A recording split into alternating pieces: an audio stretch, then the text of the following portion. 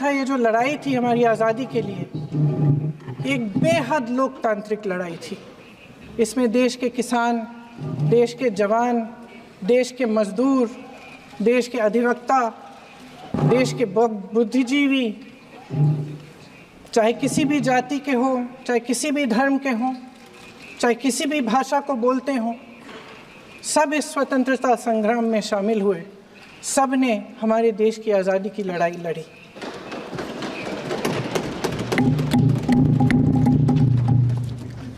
और उसी आज़ादी की लड़ाई से एक आवाज़ उभरी जो हमारी देश की आवाज़ थी।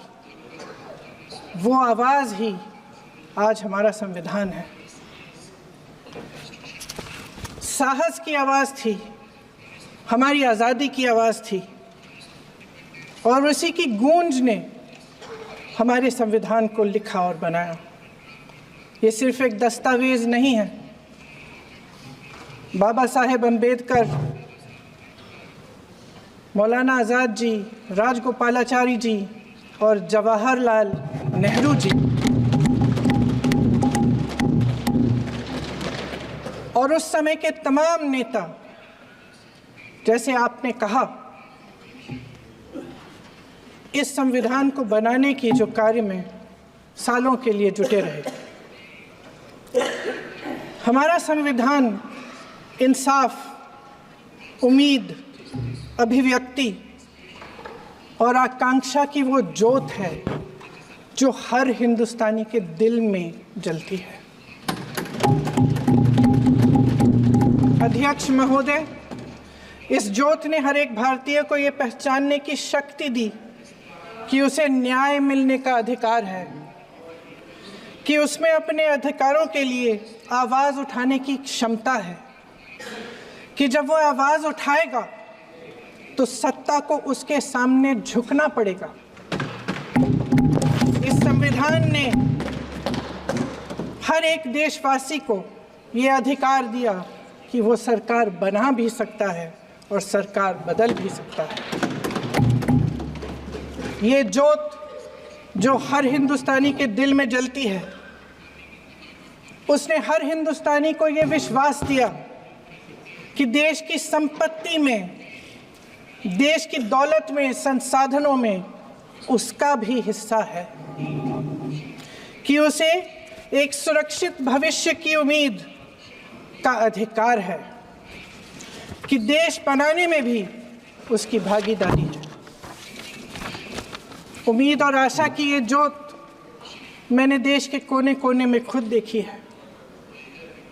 उन्नाव में मैं एक रेप पीड़िता के घर गई, उसे जलाकर मार डाला था। वो शायद 20-21 साल की होगी।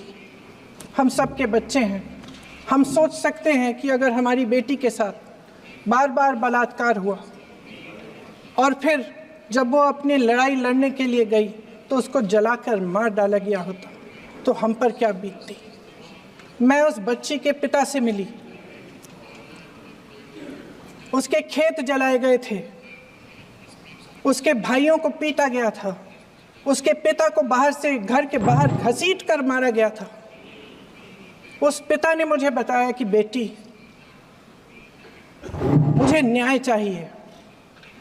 मेरी बेटी अपने एफआईआर को दर्ज करने के लिए जब ज़िले में गई तो उसको मना किया गया।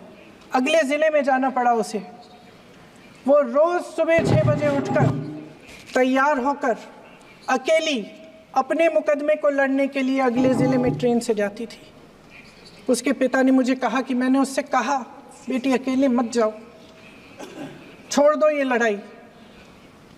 लेकिन उसकी बेटी ने उसको जवाब दिया कि नहीं पिताजी, मैं अकेली जाऊंगी, मैं लड़ूंगी, ये मेरी लड़ाई है, मैं इसको लड़ूंगी। ये लड़ने की क्षमता, ये हिम्मत उस लड़की को और करोड़ों भारत की नारियों को हमारे संविधान ने दी।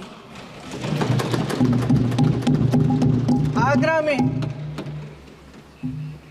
मैं अरुण वाल्मीकि के घर गई। अरुण वाल्मीकि पुलिस स्टेशन में काम करता था, सफाई का काम करता था।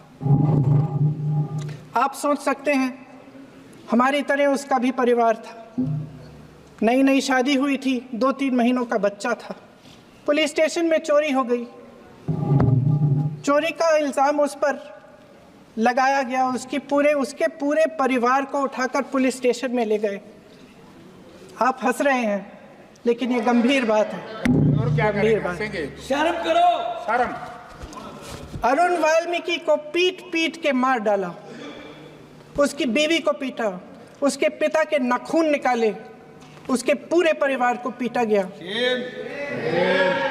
जब मैं उस जवान महिला से मिलने गई जो अभी अभी विधवा हुई थी, तो उसने मुझे कहा कि दीदी, हमें सिर्फ एक चीज़ चाहिए, हमें न्याय चाहिए, और हम इस न्याय के लिए लड़ते रहेंगे चाहे कुछ भी हो जाए। ये हिम्मत उस महिला को हमारे संविधान ने दी।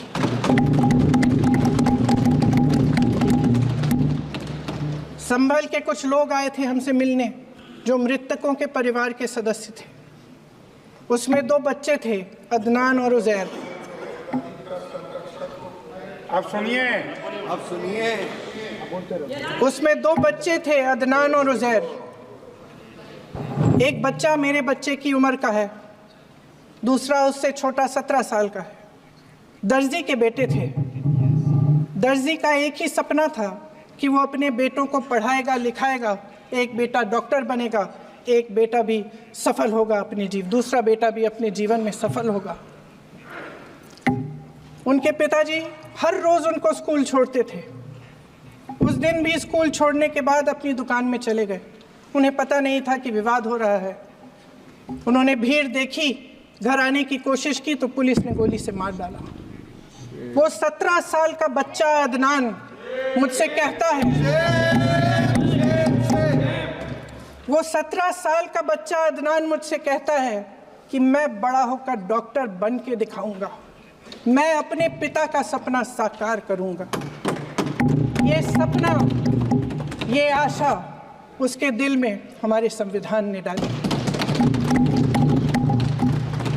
अध्यक्ष महोदय, हमारे देश के करोड़ों देशवासियों के संघर्ष में, अपने अधिकारों की पहचान में, इनकी कठिन से कठिन परिस्थितियों से लड़ने की अपार हिम्मत में और देश से न्याय की अपेक्षा में हमारे संविधान की ज्योत जल रही है। मैंने हमारे संविधान की ज्योत को जलते हुए देखा है और इसके साथ साथ ये भी समझा है कि हमारा संविधान एक सुरक्षा कवच है। एक ऐसा सुरक्षा कवच है जो देशवासियों को सुरक्षित रखता है, न्याय का कवच है, एकता का कवच है और अभिव्यक्ति की आज़ादी का कवच है। दुख की बात यह है कि मेरे सत्ता पक्ष के साथी जो बहुत बड़ी बड़ी बातें करते हैं, इन्होंने इन 10 सालों में यह सुरक्षा कवच, सत्ता पक्ष के मेरे साथियों ने ये सुरक्षा कवच तोड़ने का पूरा प्रयास किया है। संविधान में सामाजिक, आर्थिक और राजनीतिक न्याय का वादा है। ये वादा एक सुरक्षा कवच है जिसको तोड़ने का काम शुरू हो चुका है। लैटरल एंट्री और निजीकरण के जरिए ये सरकार आरक्षण को कमजोर करने का काम कर रही है। अगर लोकसभा में ये नतीजे नहीं आए होते तो ये संविधान बदलने का काम भी शुरू कर लेते। सच्चाई ये है अध्यक्ष महोदय कि आज संविधान बार बार इसलिए कह रहे हैं क्योंकि इस चुनाव में इनको पता चल गया कि इस देश की जनता ही इस संविधान को सुरक्षित रखेगी, कि इस चुनाव में हारते हारते जीतने से इन्हें एहसास हुआ कि ये संविधान बदलने की बात इस देश में नहीं चलेगी। आज जनता की मांग है कि जाति जनगणना हो। सत्ता पक्ष के मेरे साथी ने इसका जिक्र किया। ये जिक्र भी आज इसलिए हो रहा है क्योंकि चुनाव में ये नतीजे आए। ये जाति जनगणना इसलिए ज़रूरी है ताकि हमें पता चले कि किसकी क्या स्थिति है और नीतियाँ उस हिसाब से बने। इनकी गंभीरता का प्रमाण ये है कि जब चुनाव में पूरे विपक्ष ने जोरदार आवाज़ उठाई कि ये जाति जनगणना होनी चाहिए, तो इनका जवाब देखिए। इनका जवाब भैंस भाग भैंस चुरा लेंगे, मंगलसूत्र चुरा लेंगे, इनका ये जवाब था। ये गंभीरता है इनकी जाति जनगणना पर। महोदय, हमारे संविधान ने आर्थिक न्याय की नींव डाली, किसानों, गरीबों और को ज़मीन बांटी, भूमि सुधार किया, जिसका नाम लेने से कभी कभी आप झिझकते हैं और कभी कभी उनका नाम धड़ाधड़ इस्तेमाल किया जाता है अपने आप को बचाने के लिए। उन्होंने HAL, BHEL, SAIL, GAIL, ONGC, NTPC, railways, IIT, IIM, oil refinery, तमाम PSU बनाए। अध्यक्ष महोदय, उनका नाम पुस्तकों से मिटाया जा सकता है, उनका नाम भाषणों से मिटाया जा सकता है, लेकिन जो उनकी भूमिका रही इस देश की आज़ादी के लिए और इस देश के निर्माण के लिए, वो इस देश में से कभी मिटाया नहीं जा सकता। 75 सालों में जनता का भरोसा रहा कि नीतियाँ बनेंगी तो जनता की भलाई के लिए बनेंगी। जल जंगल ज़मीन का अधिकार मिला आदिवासी भाई बहनों को। इंदिरा जी ने बैंकों का राष्ट्रीयकरण करवाया, खदानों का राष्ट्रीयकरण कराया। कांग्रेस और यूपीए की सरकारों में शिक्षा का, भोजन का अधिकार मिला। 75 सालों में जनता का भरोसा मिला। पहले संसद चलती थी तो जनता की उम्मीद होती थी कि सरकार महंगाई और बेरोजगारी पर चर्चा करेगी, कोई उपाय निकालेगी, कोई रास्ता निकालेगी। लोग मानते थे कि अगर कोई नई आर्थिक नीति बनेगी तो देश की अर्थव्यवस्था को मजबूत बनाने के लिए बनेगी, तो भारतीय बाजार को मजबूत बनाने के लिए बनेगी, उनके भविष्य को मजबूत बनाने के लिए बनेगी। किसान और आदिवासी भाई बहन भरोसा करते थे कि यदि ज़मीन के कानून में संशोधन होगा तो उन्हीं की भलाई के लिए होगा। आप नारी शक्ति की बात करते हैं। आज चुनाव की वजह से शायद इतनी बातचीत हो रही है नारी शक्ति के बारे में, क्योंकि हमारे संविधान ने महिलाओं को ये अधिकार दिया, उनकी शक्ति को परिवर्तित किया वोट में। और आज आपको पहचानना पड़ रहा है कि महिलाओं के बिना, कि नारी शक्ति के बिना ये सरकारें नहीं बन सकती हैं। इसीलिए आज आप नारी शक्ति की बातें दोहरा रहे हैं। जो आप नारी शक्ति का अधिनियम लाए हैं उसको लागू क्यों नहीं करते? वो 10 साल बाद लागू क्यों होगा? क्या आज की नारी 10 साल इंतजार करेगी उसके लागू करने के लिए? क्या बात है, क्या बात है।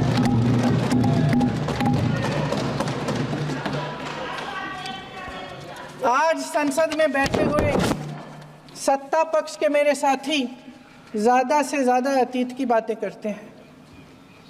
1921 में क्या हुआ, कब हुआ, नेहरू जी ने क्या किया। अरे वर्तमान की बात करिए, देश को बताइए आप क्या कर रहे हैं, आपकी जिम्मेदारी क्या है? कि सारी जिम्मेदारी जवाहरलाल नेहरू की है। अध्यक्ष महोदय जी, ये सरकार आर्थिक न्याय का सुरक्षा कवच तोड़ रही है। आज संसद में बैठी ये सरकार बेरोजगारी और महंगाई से जूझ रही हमारी जनता को क्या राहत दे रही है। कृषि के कानून भी बड़े बड़े उद्योगपतियों के लिए बन रहे हैं। सही MSP को छोड़िए, DAP तक नहीं मिल रहा है।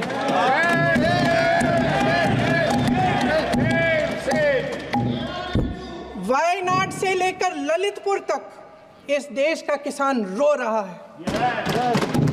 आपदा आती है तो उसको कोई राहत नहीं मिलती।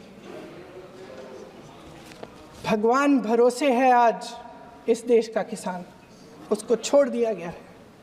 आज हिमाचल में देखिए, जितने भी कानून बने हैं वो सब बड़े बड़े उद्योगपतियों के लिए बन रहे हैं। हिमाचल में जो सेब उगता था, उसके जो छोटे छोटे किसान हैं वह रो रहे हैं, क्योंकि एक व्यक्ति के लिए सब कुछ बदला जा रहा है। सुनने की हिम्मत रखो। मैं अध्यक्ष महोदय जी, अध्यक्ष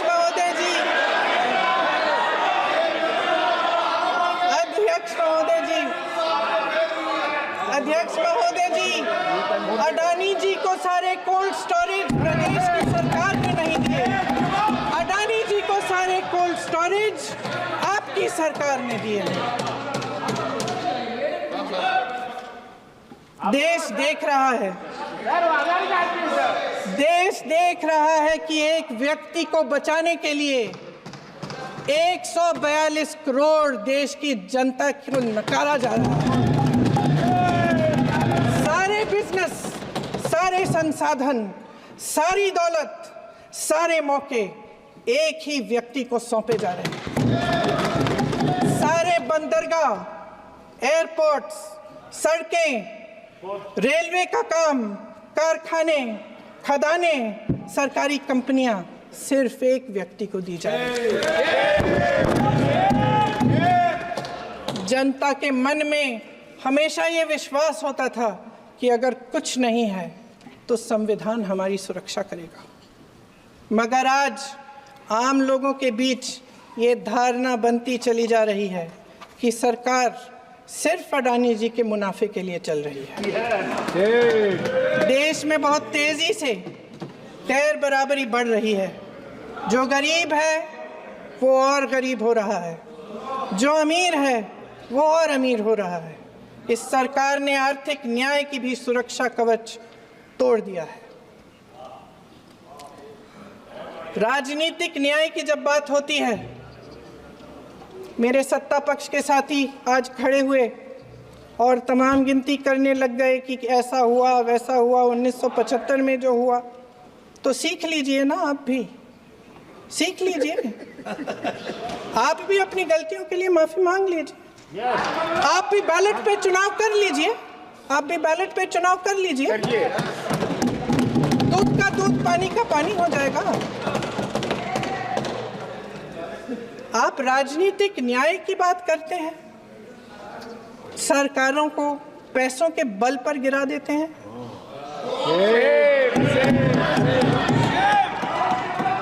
मेरा आग्रह है कि अपन संविधान में सकारात्मक बोले।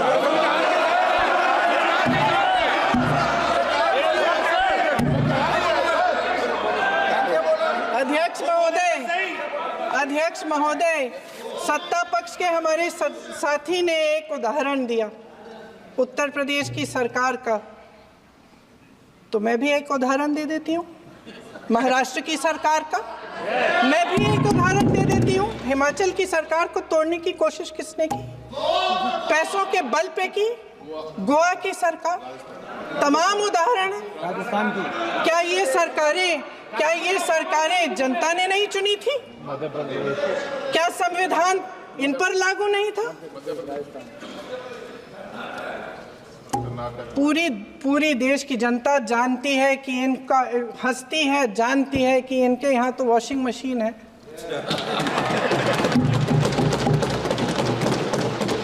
तो यहाँ से वहाँ जाता है, वो धुल जाता है। इस तरफ दाग, उस तरफ स्वच्छता। और मेरे कई ऐसे साथी हैं जो इस तरफ होते थे उस तरफ चले गए, मुझे दिख भी रहे हैं, वॉशिंग मशीन में शायद धुल गए हैं। अध्यक्ष महोदय, जहां भाईचारा और अपनापन होता था। जहां हमारे संविधान ने एकता का सुरक्षा कवच दिया था, वहां शक और घृणा के बीज बोए जा रहे हैं। एकता का सुरक्षा कवच तोड़ा जा रहा है। प्रधानमंत्री जी यहाँ सदन में संविधान की किताब को यूं माथे से लगाते हैं, लेकिन संभल में, हाथरस में, मणिपुर में जब न्याय की गुहार आती है, उठती है, तो उनके माथे पे शिकन तक नहीं आता।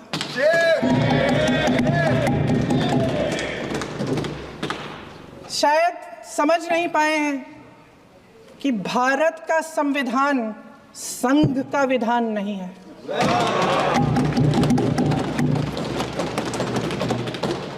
भारत के संविधान ने हमें एकता दी, हमें आपसी प्रेम दिया। उस मोहब्बत की दुकान जिस पर आपको हंसी आती है, उसके साथ करोड़ों देशवासी चले। करोड़ों देशवासियों के दिल में एक दूसरे के लिए प्रेम है, घृणा नहीं है।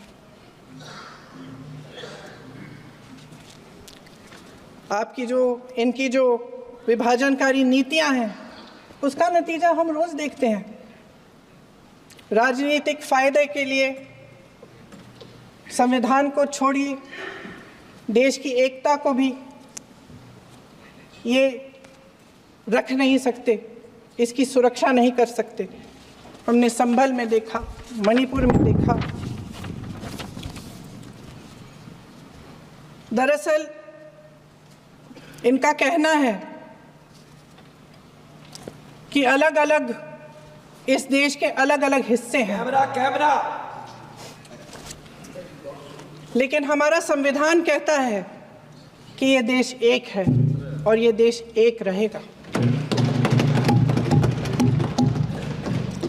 जहां खुला विवाद होता था, अभिव्यक्ति का सुरक्षा कवच होता था, इन्होंने भय का माहौल पैदा किया है। सत्ता पक्ष के मेरे साथी अक्सर 75 सालों की बात करते हैं, लेकिन इन 75 सालों में ये उम्मीद, आशा, ये अभिव्यक्ति की ज्योति कभी थमी नहीं, कभी बुझी नहीं। इस देश की जनता ने खुलकर आलोचना की, निडर होकर धरने किए, प्रदर्शन किए। जब जब जनता नाराज हुई, तब तब सत्ता को ललकारा, उसे चेतावनी दी, बड़े से बड़े नेताओं को कटघरे में खड़ा किया, उनसे जवाब मांगा, न्याय मांगा। इस देश के छोटे छोटे से नुक्कड़ की दुकानों में, चाय की दुकानों में, इस देश के घरों में, गलियों में, मोहल्लों में, अखबारों में, प्रकाशन घरों में, न्यायपालिकाओं में चर्चा कभी बंद नहीं हुई। लेकिन आज ये माहौल नहीं है। आज जनता को सच बोलने से डराया जाता है, धमकाया जाता है। पत्रकार हो या विपक्ष का नेता हो या किसी यूनिवर्सिटी का प्रोफेसर हो, छात्र संघ हो या कर्मचारियों का संगठन हो, सबका मुंह बंद कराया जाता है। किसी पे ईडी, किसी पे सीबीआई, किसी पे इनकम टैक्स, फर्जी मुकदमे लगवाए जाते हैं, जेल में डाल दिया जाता है। विपक्षी नेताओं को जेल में डाल दिया जाता है, उनको सताया जाता है। किसी को नहीं छोड़ा इस सरकार ने। देशद्रोही कह के उत्तर प्रदेश में मुझे याद है कुछ अध्यापिकाएं प्रदर्शन कर रही थी, उन पर मुकदमा डाल दिया देशद्रोही का, उन्हें देशद्रोही कह दिया। इन्होंने देश का पूरा माहौल भय से भर दिया है। इनकी मीडिया की मशीन झूठ फैलाती है, तरह तरह के आरोप लगाती है, और शायद वह भी भय में ही है। महोदय, मैं इस सदन को याद दिलाना चाहती हूँ कि ऐसा डर का माहौल देश में अंग्रेजों के राज में था। जब इस तरफ बैठे हुए गांधी की विचारधारा वाले लोग आज़ादी की लड़ाई लड़ रहे थे और उस तरफ वाली विचारधारा वाले लोग भय में रहकर अंग्रेजों के साथ साठ-गांठ कर रहे थे। लेकिन अध्यक्ष महोदय, भय का भी अपना स्वभाव होता है। भय फैलाने वाले हमेशा भय का खुद शिकार बन जाते हैं। ये प्रकृति का नियम है। आज इनकी भी यही हालत हो गई है। भय फैलाने के इतने आदी हो गए हैं कि खुद भय में रहने वाले हैं, चर्चा से डरते हैं, आलोचना से घबराते हैं। कई दिनों से हम मांग रहे हैं कि चर्चा करिए, लेकिन चर्चा करने की हिम्मत ही नहीं है।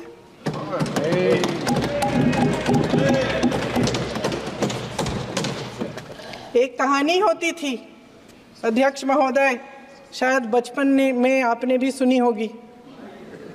राजा भेष बदलकर बाजार में आलोचना सुनने जाता था। ये सुनने जाता था कि प्रजा मेरे बारे में क्या कह रही है, मैं सही रास्ते पे चल रहा हूं कि नहीं। लेकिन आज का राजा, भेष तो बदलते हैं आज के राजा, शौक तो है उनको भेष बदलने का, लेकिन न जनता के बीच जाने की हिम्मत है और न आलोचना सुनने की। महोदय, मैं तो सदन में नहीं हूं।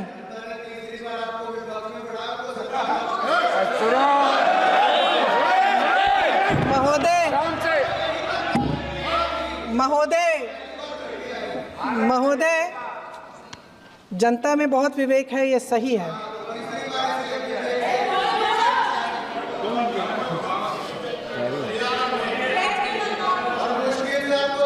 अच्छा महोदय, मैं सदन में नहीं हूँ,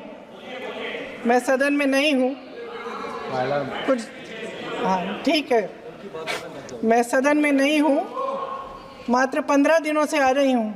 लेकिन मुझे ताज्जुब होता है कि इन 15 दिनों में इतनी बड़े इश्यूज हैं, इतनी बड़ी बातें हैं, प्रधानमंत्री जी मात्र एक दिन के लिए शायद 10 मिनट के लिए दिखे हैं सभा।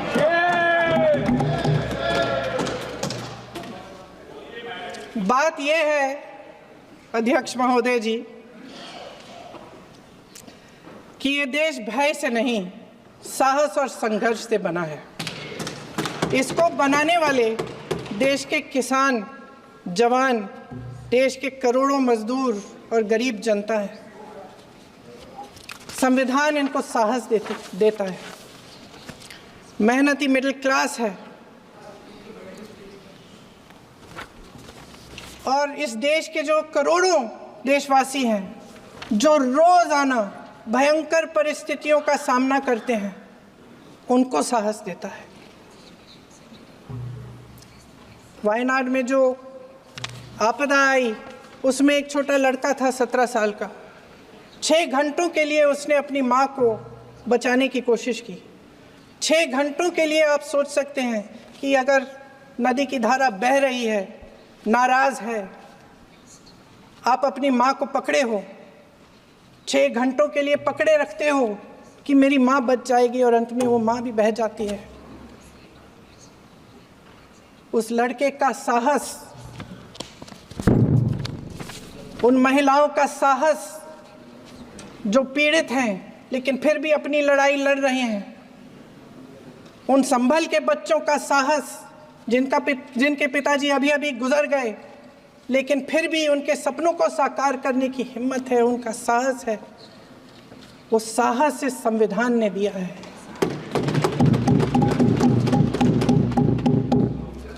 वो आत्मविश्वास से संविधान ने दिया है। ये देश भय से नहीं चल सकता, ये देश साहस से ही चलेगा। भय की भी सीमा होती है, और जब वो सीमा पार हो जाती है, जब किसी को इतना दबाया जाता है कि उसको लगने लगता है कि अब मेरे पास खोने के लिए कुछ नहीं है, तब उसमें एक ऐसी शक्ति पैदा होती है जिसके सामने कोई कायर खड़ा नहीं हो सकता। ये देश कायरों के हाथों में ज़्यादा देर तक कभी नहीं रहा है। ये देश उठेगा, ये देश लड़ेगा, सत्य मांगेगा, सत्यमेव जयते। जय हिंद।